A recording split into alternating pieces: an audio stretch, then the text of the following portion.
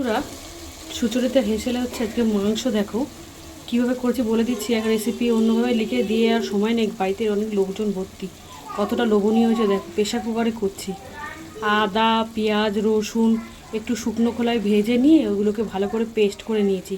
আর তিনখানা ছোট ছোট টমেটো একটু কড়াইতে জল দিয়ে সিদ্ধ করে ঢাকা দিয়ে নিয়েছি। দিয়ে আদা, পেঁয়াজ, রসুন, ওই টমেটো সিদ্ধ সব একবারে পেস্ট করে নিয়েছি।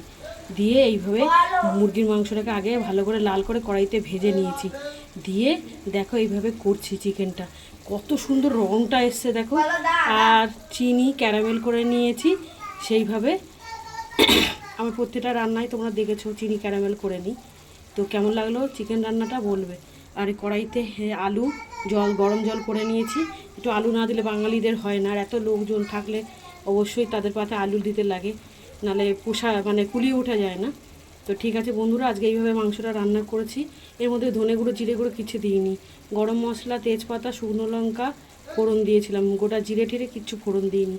তোমরা এইভাবে যদি রান্না করে না খেয়ে থাকো, করে খাবে, দারুণ লাগবে। তুমি শুধু রঙটা দেখো বন্ধুরা, এখনই জিভে জল চলে আসছে দেখো, দারুণ লাগবে খেতে।